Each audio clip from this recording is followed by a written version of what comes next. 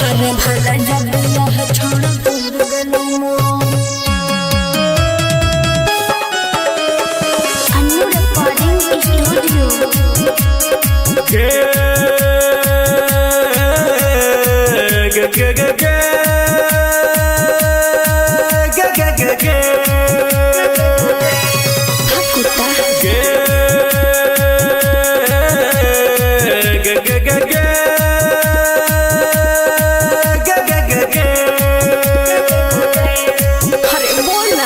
छोड़ी साई वाली हरे बोलना गे सुन के छोड़ी साई वाली मारो चॉकलेट से गे छल्ला जब कुमार छोड़ी करे छल्ला फोन भले जब बियाह छोड़ा भइर गलो गे छल्ला जब कुमार छोड़ी करे छल्ला फोन हरे भले जब बियाह छोड़ा भइर गलो गे सुन के छोड़ी बोलना साई वाली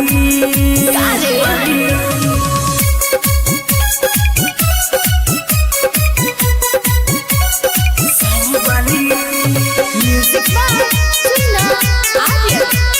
सिंगिंग बाय मनोज मधुबनिया गे आबै छे अब जब तू नहीं रहा हमरा नहीं तू टोकै छे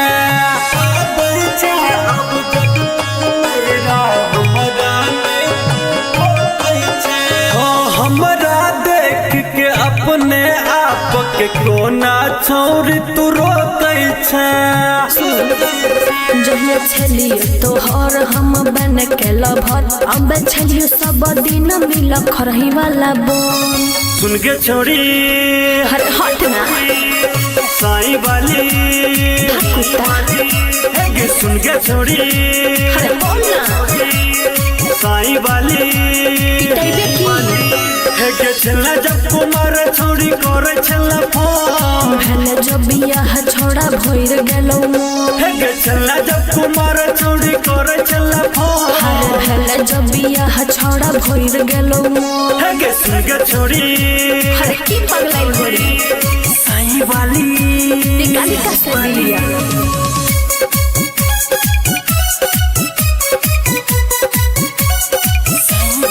म्यूजिक बाय सुनना आर्य अन्नू रिकॉर्डिंग स्टूडियो गे होइत बियाह तू भूल गेलही केहन तोहर प्यार छलो होइत बियाह तू भूल गेलही केहन तोहर प्यार छलो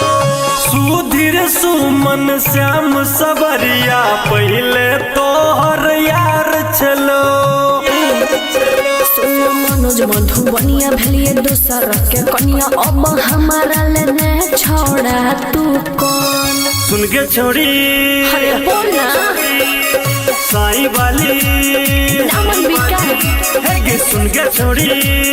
हट ना साई वाली हट बताने गे छल्ला जब कुमार छोड़ी करे छल्ला फोन भले जब बियाह छोड़ा भइर गलो गे छल्ला जब कुमार छोड़ी करे छल्ला फोन भले जब बियाह छोड़ा भइर गलो गे सुन के छोड़ी हाँ साई वाली अरे सुना तानी